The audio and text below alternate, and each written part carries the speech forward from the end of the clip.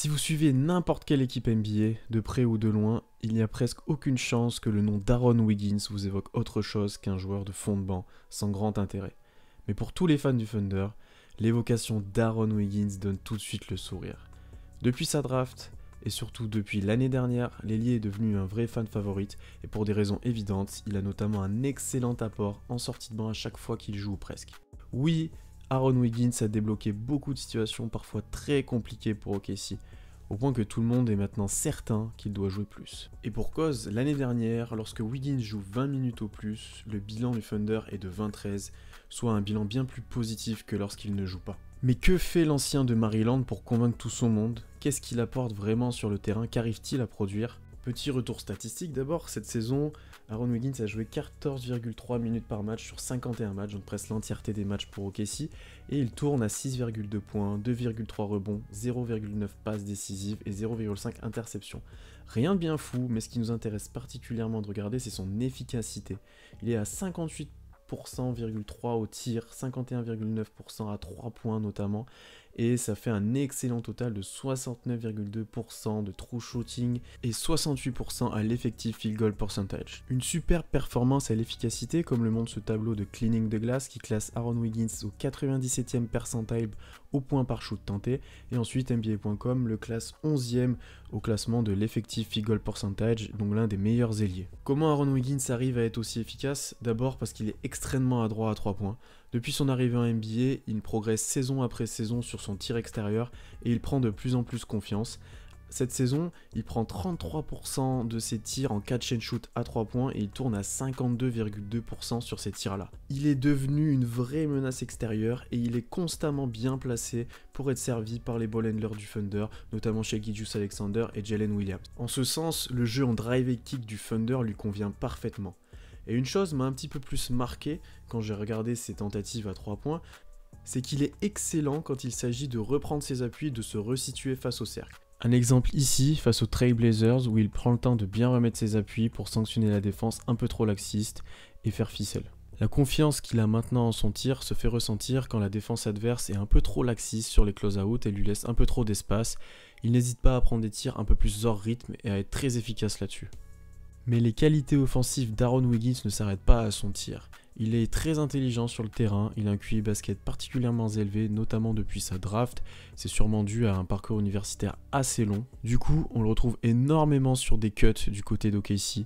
Il profite de l'attraction de Shea, de J-Dub et des autres joueurs pour parfaitement se présenter souvent sous le cercle et avoir des paniers faciles. En plus de ça, Aaron Wiggins est très sûr près du cercle, il a un très bon toucher, il est très efficace et il arrive toujours, malgré des fois le retour de la défense, à trouver un bon tir et à s'adapter, parfois à se contorsionner pour passer autour du défenseur et scorer. Son jeu en cut est un vrai plus pour l'attaque d'OKC et facilite énormément le jeu de l'équipe en sortie de banc.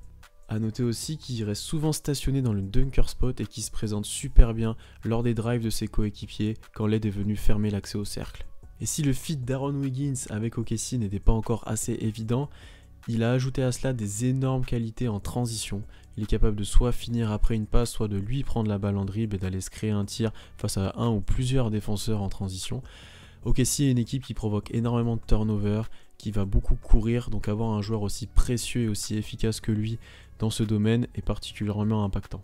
Enfin, cerise sur le gâteau, Aaron Wiggins montre de plus en plus de flash balle en main sur demi-terrain, où il est capable de passer son défenseur, de le blow-by, voire de le crosser pour aller finir près du cercle ou prendre un petit fade-away à mi-distance. Encore une fois, on sent que son vécu en universitaire, où il avait pas mal de ballons en main, lui sert dans ce contexte NBA. Et ses drives, bien que ça reste assez peu fréquent, apportent des paniers assez précieux pour OKC en sortie de banc, là où des fois il peut manquer un petit peu de ball handler et où Aaron Wiggins peut plus s'exprimer. Et avec une telle polyvalence offensive, Aaron Wiggins est forcément utilisé de plein de façons différentes par Mark Daigneault, qui n'hésite pas à innover avec lui. On le voit notamment de plus en plus utilisé comme poseur d'écran, qui roule vers le cercle pour pouvoir sanctionner la défense avec son très bon toucher, ses capacités athlétiques et ses très bons appuis. Si on ajoute à tout cela une très belle agressivité au rebond offensif avec un très bon placement qui donne souvent des secondes chances à OKC ou des points faciles pour Wiggins, on est face à un joueur très complet offensivement sans grand défaut. Alors certes, il n'a pas le plafond de superstar ou de certains autres joueurs de l'effectif, mais il s'avère très précieux, surtout avec une attitude toujours irréprochable. Nous avons pas mal décrypté les qualités offensives d'Aaron Wiggins, mais il n'est pas un reste en défense où il s'avère aussi très précieux pour Oklahoma.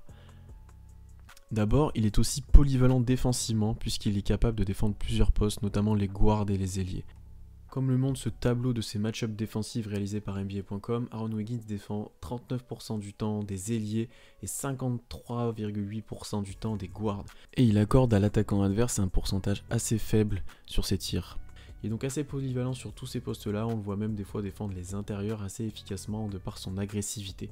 Il y a deux aspects que j'apprécie particulièrement dans la défense d'Aaron Wiggins. D'abord, c'est qu'il est capable de défendre en point of attack, ou au moins sur de bons porteurs de balles, en étant très agressif sur leur dribble, en montant très haut dans le terrain pour les défendre assez loin du cercle. Et avec ses capacités athlétiques et ses longs bras, il peut s'avérer assez décisif. Des capacités défensives qui lui amènent encore une fois des situations de transition où il est particulièrement efficace. Un cercle vertueux donc pour Aaron Wiggins. Un autre aspect que j'apprécie, c'est quand il défend dans les aides, notamment près du cercle, sans parler d'un vrai protecteur de cercle comme Chet Holmgren peut l'être dans l'effectif. Il est très efficace sur les aides, il arrive à bien rester droit, à être dans les bonnes attitudes et à bien anticiper les mouvements offensifs adverses pour bien se placer et gêner la finition de l'intérieur ou du drive adverse. Sans être un défenseur élite, Aaron Wiggins est un très bon défenseur qui pourra être très important dans le futur et notamment en playoff dès cette année pour le Thunder. En effet, on peut imaginer sur des confrontations à l'ouest face à des ailiers assez forts qu'on pourra avoir besoin de lui en sortie de banc pour limiter leurs impacts. Maintenant que l'on a vu les qualités des deux côtés du terrain d'Aaron Wiggins, on est en droit de se demander pourquoi il ne joue pas plus et pourquoi Mark Daigneault ne lui donne pas un rôle un peu plus important. Eh bien, je ne suis pas sûr qu'il y ait une réelle explication, mais il y a peut-être plusieurs éléments de contexte qui n'aident pas Aaron Wiggins à jouer plus. D'abord, dans la presse, Daigneault a indiqué plusieurs fois qu'il n'appelait pas forcément de système pour Wiggins et que c'était un joueur qui saisissait les opportunités qui se présentaient à lui, comme on a pu le voir. De plus, il a semblé plusieurs fois dire qu'il l'utilisait comme option et comme joueur en impact de sortie de banc, là où il était le meilleur pour lui et pour l'équipe. Des éléments qui limitent forcément son temps de jeu et son rôle dans l'effectif. Ensuite, il y a aussi une question de concurrence pour Aaron Wiggins. Si c'est l'un des seuls purs ailiers utilisés en sortie de banc, il est en concurrence avec des guards puisque Mark Daigneault aime bien jouer petit avec Cason Wallace et Isaiah Joe, ou avec des joueurs encore plus grands comme Ousmane Dieng ou Kenrich Williams. Et si le départ de Vasilije Micic peut lui libérer des minutes, l'arrivée de Gordon Hayward potentiellement sur son poste pourrait lui en enlever. Maintenant, il y a aussi une question de contrat avec Aaron Wiggins qui sera en team option l'année prochaine avec un coût très faible pour le Thunder et potentiellement free agent l'année suivante. OKC peut d'ailleurs lui proposer une prolongation dès cette année. Est-ce que ça expliquerait le fait que l'on veuille pas trop le mettre en valeur ? Maintenant, il faut relativiser sur cette question de rôle pour Aaron Wiggins puisque son temps de jeu augmente de mois en mois depuis le début de saison.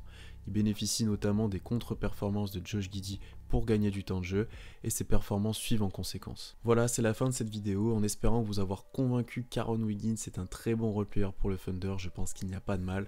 C'est un tout nouveau format de vidéo qui va se perfectionner dans le temps, n'hésitez pas à me faire part de vos retours, de vos remarques, suggestions ou autres, ou même de vos sujets que vous aimeriez qu'on traite. On se retrouve très vite, n'hésitez pas à vous abonner partout, toutes les plateformes d'écoute, YouTube, Twitch, et à bientôt.